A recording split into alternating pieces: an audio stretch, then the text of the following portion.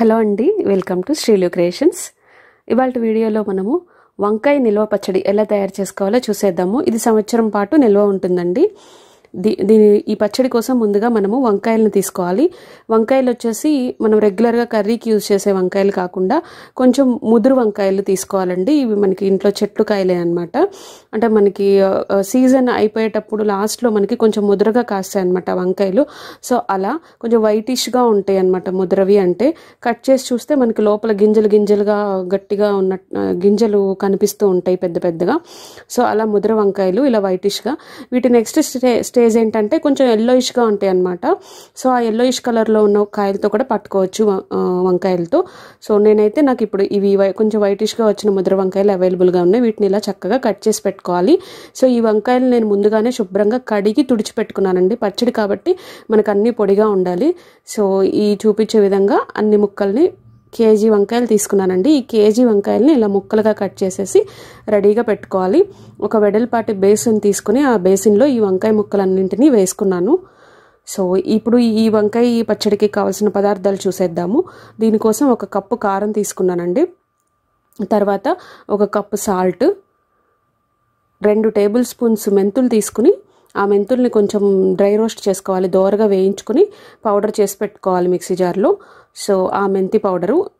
తర్వాత ఆయిల్ వచ్చేసి 4 table spoons oil తీసుకోవాలి. నెక్స్ట్ 2 టేబుల్ స్పూన్స్ పసుపు తీసుకోవాలండి. తర్వాత చింతపండు వచ్చేసి 1/2 కేజీ చింతపండు తీసుకోవాలి. కేజీ వంకాయలకి 1/2 కేజీ చింతపండు అయితే సరిగ్గా సరిపోతుంది.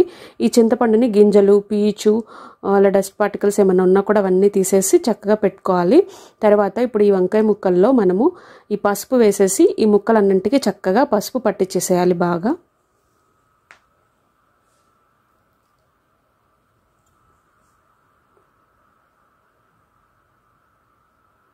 సో అన్నీ బాగా పసుపు అంతా ముక్కలన్నింటికి కలిసిన తర్వాత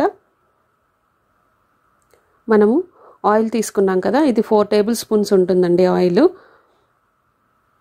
మనము లాస్ట్లో తాలింపు కూడా చేసుకుంటాము. బట్ ఇది స్టార్టింగ్లో మనము వంకాయలకి ఆయిల్ అనేది కలపడం వల్ల మనకి పచ్చడి ఊరిన తర్వాత తినేటప్పుడు ముక్క అనేది బాగా మ్యాషీగా మెత్తగా అవ్వకుండా కొంచెం క్రంచీగా కొంచెం బాగుంటుందన్నమాట ముక్క తినేటప్పుడు. సో దానికోసం ముందుగా ఆయిల్ కలుపుతున్నాము.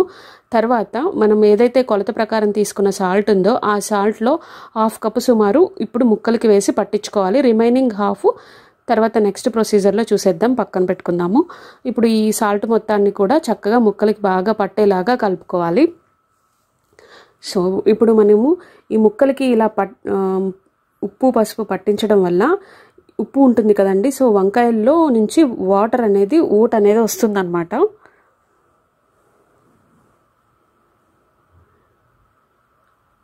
ఇప్పుడు మనము నీట్గా రెడీ చేసి పెట్టుకున్న చింతపండుని ఈ వంకాయ ముక్కల మధ్యలో పెట్టేసుకోవాలి. ఇలా పెట్టేసుకోవడం వల్ల ఇలా పెట్టేసుకుని మనము ఒక 24 అవర్స్ పక్కన పెట్టుకోవాలి. అంటే ఈరోజు మార్నింగ్ నేను ఇది తయారు చేస్తున్నానండి. రేపు మార్నింగ్ చూసేద్దాము. 24 అవర్స్ తర్వాత ఇలా ఈ చింతపండు మీద ఇప్పుడు ప్రజెంట్ అయితే ఈ ముక్కలన్నీ కప్పేసేయాలి. ఇలా పెట్టేసి చక్కగా ఇలా క్లోజ్ చేసేసి 24 అవర్స్ పక్కన పెట్టేసుకుంటాము. ఇలా పెట్టుకున్న తర్వాత మనకి ఈ ముక్కల్లో ఉప్పు పట్టించడం వల్ల ముక్కల్లోంచి వచ్చే వాటర్ అంతా చక్కగా సైడ్కి వస్తుంది. ఇప్పుడు మనం 24 అవర్స్ తర్వాత చూస్తున్నామండి ముక్కల్ని. సో ఇలా వాటర్ అనేది వస్తుంది. అండ్ మనం లోపల పెట్టుకున్న ఆ చింతపండు అనేది ఈ జ్యూసెస్ వల్ల బాగా మెత్తపడి చక్కగా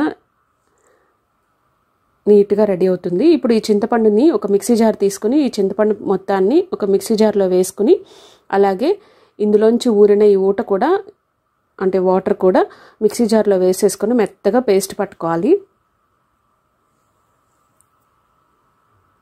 సో ఈ వాటర్ మొత్తాన్ని ముక్కల్లోంచి వచ్చిన ఈ వాటర్ మొత్తాన్ని తీసేయాలి. తీసి మిక్సీ జార్లో వేసేసుకుని సో మనకి చింతపండు మెత్తగా పేస్ట్ అవ్వడానికి కూడా హెల్ప్ అవుతుందన్నమాట ఈ జ్యూస్ అనేది. ఇప్పుడు మెత్తగా పేస్ట్ పట్టి రెడీ చేసుకున్న తర్వాత చూసేద్దాం ఒకసారి.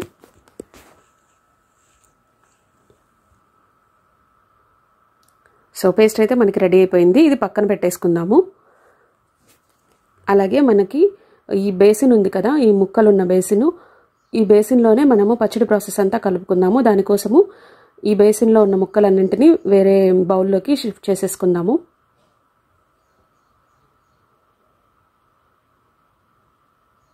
చేసుకుని ఈ బౌల్ పక్కన పెట్టేసుకుని ఇప్పుడు ఈ పెద్ద బేసినే తీసుకుని ఇందులో మనము మెత్తగా పేస్ట్ చేసుకుని చింతపండు పేస్ట్ మొత్తాన్ని వేసేసుకుందాము.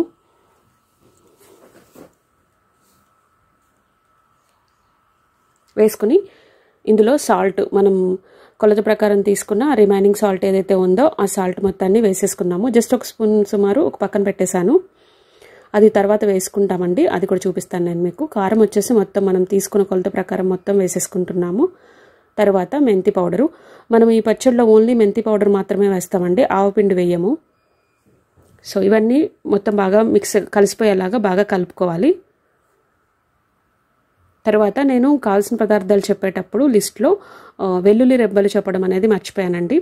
సో మనం వెల్లుల్లి రెబ్బలకి చక్కగా పొట్టంతా ఒలిచేసి నీట్గా వెల్లుల్లి రెబ్బలు ఒక 25 వరకు తీసుకోవాలి. తీసుకుని ఆ వెల్లుల్లి రెబ్బల్ని ఈ మిశ్రమంలోకి యాడ్ చేసుకొని ఒకసారి కలిపేసుకుంటాము. అలాగే తాలింపులోకి కూడా కొన్ని వెల్లుల్లి రెబ్బల్ని తీసి పక్కన పెట్టుకోవాలి. ఇప్పుడు మనము సైడ్ పెట్టుకున్న వంకాయ ముక్కలన్నింటినీ కూడా ఈ మిశ్రమంలో వేసేసుకుని బాగా కలుపుకోవాలి. ఈ పచ్చడంతా ఈ ముక్కలకి చక్కగా పట్టేలాగా బాగా కలుపుకోవాలి.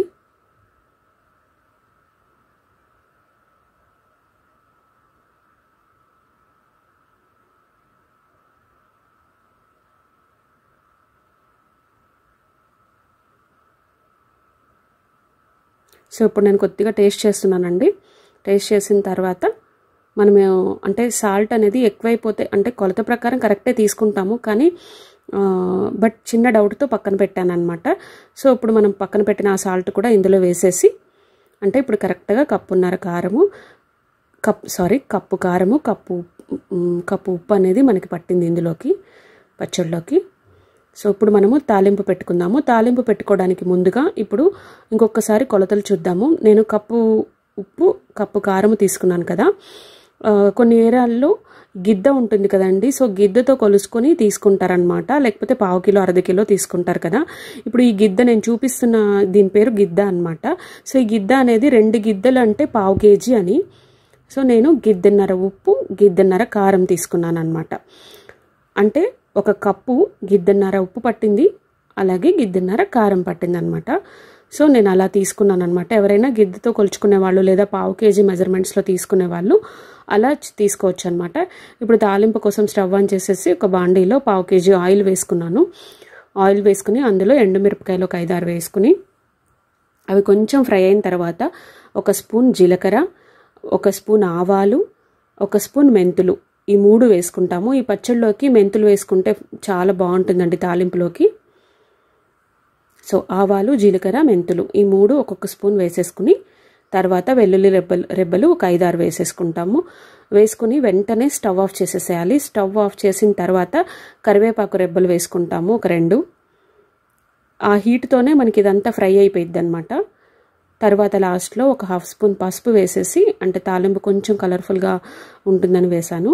సో వేసేసి ఇంకా మీకు నచ్చితే ఇంగువ కూడా వేసేసుకుని ఇప్పుడు ఈ మిశ్రమం మొత్తాన్ని చక్కగా చల్లార్చుకోవాలి. బాగా చల్లారిన తర్వాత ఇప్పుడు మనం చూస్తున్నాము. సో ఇలా చల్లార్చుకున్న తర్వాత ఈ పచ్చడిలో వేసేసి ఈ పోపు మిశ్రమం బాగా కలిసేలాగా చక్కగా కలుపుకోవాలి. 1 కేజీకి 1/2 కేజీ ఆయిల్ సరిగ్గా సరిపోతుందండి. సో ఇప్పుడు ఇలా బాగా మిక్స్ అయిన ఈ పచ్చడిని మనము వెంటనే తినడానికి అవదనమాట, ఎందుకంటే వంకాయ ముక్కలు వచ్చేసి పచ్చి ముక్కలు కాబట్టి. సో మనకి ఇది 5 రోజుల తర్వాత 5 డేస్ తర్వాత మాత్రమే ఈ పచ్చడి తినడానికి వస్తుందన్నమాట. అంటే బాగా ఊరి ముక్కలన్నీ చక్కగా తినడానికి ఈజీగా మంచిగా టేస్టీగా ఉంటాయి అన్నమాట. సో 5 డేస్ మనం బయటనే ఉంచుకోవచ్చు. ఇది ఫ్రిడ్జ్లో పెట్టకపోయినా కూడా సంవత్సరం అంతా నిల్వ ఉంటుంది. కానీ మనకి పచ్చడి కలర్ మారకుండా రెడ్గా అంతే ఫ్రెష్నెస్, కొంచెం ముక్క క్రంచీగా అలా ఉండాలి అంటే కనుక మనం రిఫ్రిజిరేటర్లో పెట్టేసుకోవచ్చు. 5 డేస్ తర్వాత ఒక మంచి జాడీలో కానీ గాజు సీసాలో కానీ లేకపోతే గట్టిగా మూత ఉండే డబ్బాలో కానీ పెట్టేసుకుని ఫ్రిడ్జ్లో పెట్టుకున్నారంటే ఎప్పుడు తిన్నా కూడా ఒక ఫ్రెష్నెస్ వస్తుందన్నమాట పచ్చడిలో. ఇంతేనండి వంకాయ నిల్వ పచ్చడి. రెసిపీ నచ్చినట్లయితే లైక్ చేయండి, షేర్ చేయండి, అలాగే సబ్స్క్రైబ్ చేసుకోండి ఫ్రెండ్స్. Thank you. బాయ్.